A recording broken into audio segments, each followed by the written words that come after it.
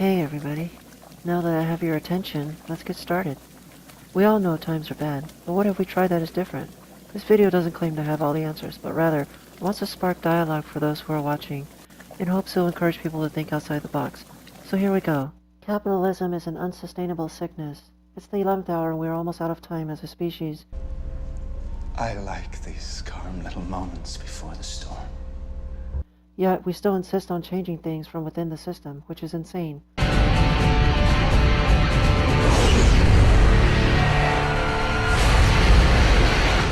But why is that? Why do we still let an outdated system of barter and trade with little green pieces of paper control our destiny? How could something man-made now put the Earth in debt? Does the concept even make sense? I don't understand. The reason so many people accept that we have money is based on the assumption that it is the only reasonable fairness metric, but it couldn't be further removed from fairness in its current form. It's not even fair. There's this disdain that we cast towards people who struggle and ask for assistance, such as the homeless. We use the very same monetary system that has failed them to judge them, as if they aren't deserving of the basic needs for life because they don't pay their dues. Deserves got nothing to do with it. We actually get jealous and triggered when we see other people get something for free. You are totally jealous. For not working for it, for not suffering for something they need like we choose to suffer for what we need. You're nothing but a common thief. Yet, someone can win the lottery and not work for the rest of their life.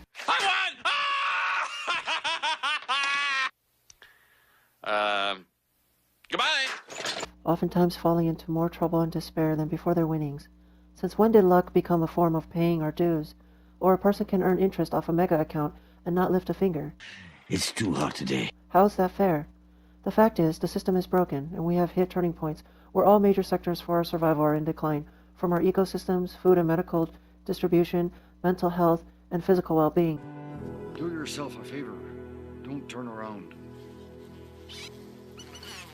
This system rewards apathy, corruption, and degenerates. Tight. But what if we took a different approach and made all the basic necessities of life super plentiful? Vertical hydroponic farms all over the world, in major cities, wiping out the hunger levels with grains, fruits, and veggies, clothing from mechanization and 3D printers making shelter available for everyone without exploiting laborers.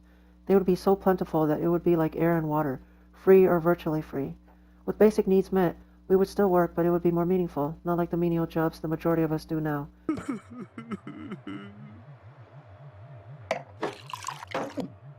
I am the angel of death. The time of purification is... We would turn our attention to address the most urgent needs we face as a species today, such as energy, water, and mental health to lower violence.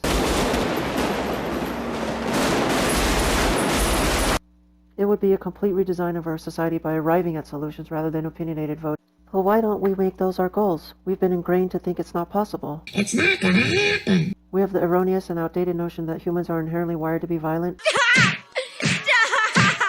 He's already dead. Vengeful. Avenge, eh? Half the guys in here are working on that.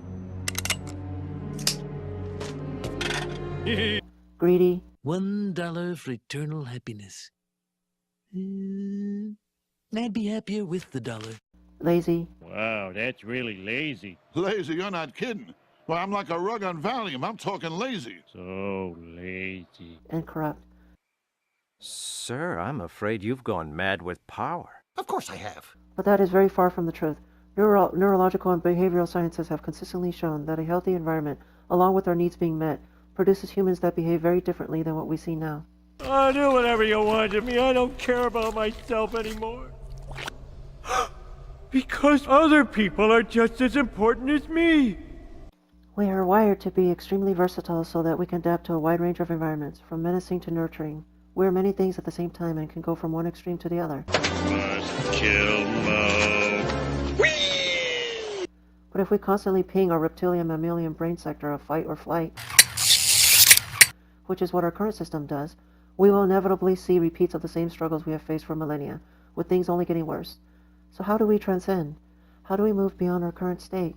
We must engage a critical analysis of our assumptions and beliefs, even if it means we can no longer run away from our feelings of dissonance and denial. Hey! We must stop resisting change. Now, I know you haven't liked some of my past suggestions, like switching to the metric system. The metric system is the tool of the devil! And look beyond money and politics and update society to present-day knowledge so people can thrive and not be oppressed. Help! Help! I'm being repressed!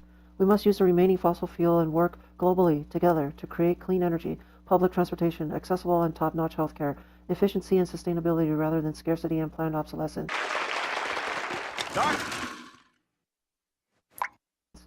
We can choose to implement the most advanced materials into our infrastructure, placing community learning and nutrition centers, hospitals, education, and all basic necessary essential services in the hub of cities with strategic transportation for quick access.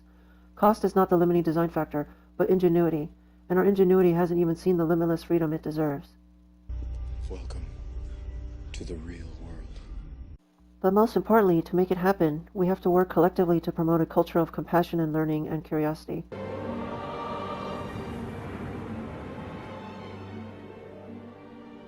Shiherlis. Personal development, emotional awareness, taking responsibilities for ourselves and then for others, cooperation through learning projects at school based on every individual's tendencies, and nurturing them so we have highly developed and advanced human beings. All right, your current location. I'm directly under the Earth's sun now. In this advanced society, everyone will live better than how the wealthiest people live now. Everyone! Because the wealthiest are missing one key ingredient that their monetary insulation can't provide. A sense of safety and peace of mind that doesn't exist in this current society. Inner peace. Furthermore, if we choose to implement this social realization, if or when there is a conflict or rare case of violence, the person would be studied so that future repeat offenses can be bypassed or reduced, and not put the person in a system of retribution and revenge portrayed as modern-day justice. Awesome! So long, suckers! People's natural creativity and tendencies will be nurtured and allowed to be explored, with fairness expanded as much as possible, with no one subservient to anyone else. The urge for getting even will be minimized, and collateral damage for side parties involved will also experience less fallout.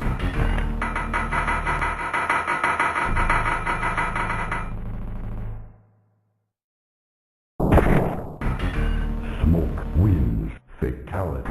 Incentive for the benefit of all will override the hoarding mentality of individual wealth.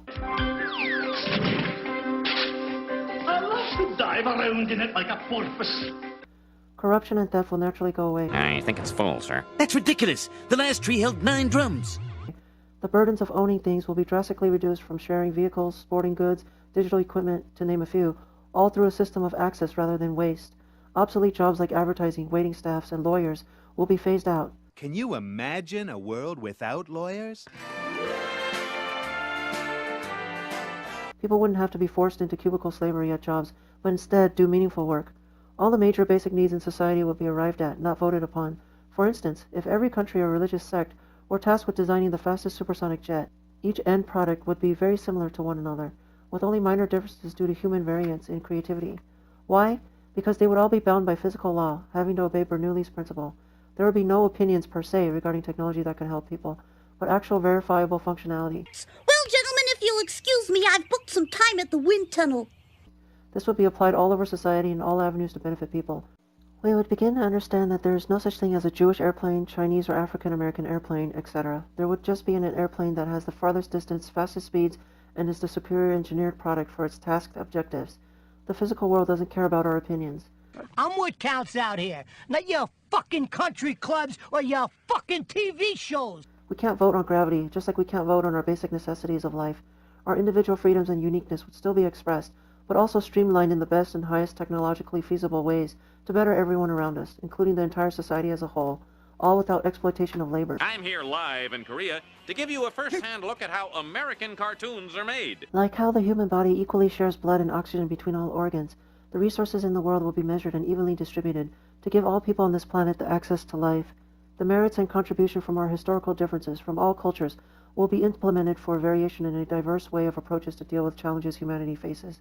Differences between people would be seen as new opportunities to explore a potential solution not thought of before, instead of as a threat, since we are all one species after all. Are you saying you're never going to eat any animal again? What about bacon? No. Ham? No. Pork chop? Dad, those all come from the same animal. Oh, yeah, right. He's a wonderful, magical animal.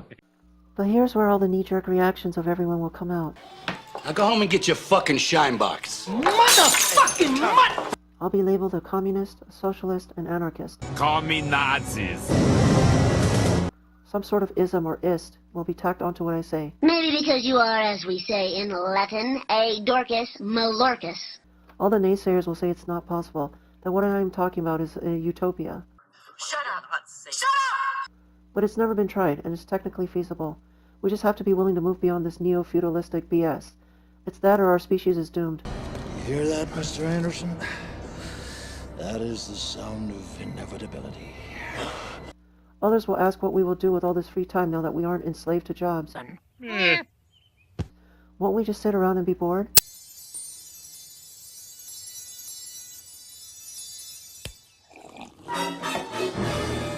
Well, all we do is have sex,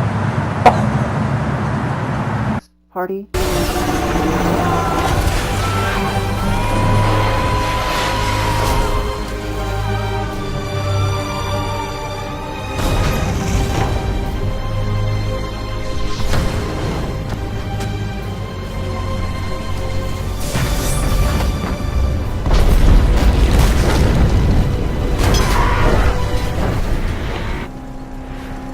Oh, what a day!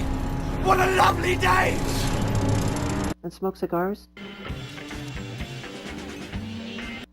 No, we would find new meaning in continually bettering our system and shift the culture away from endless consumption. More.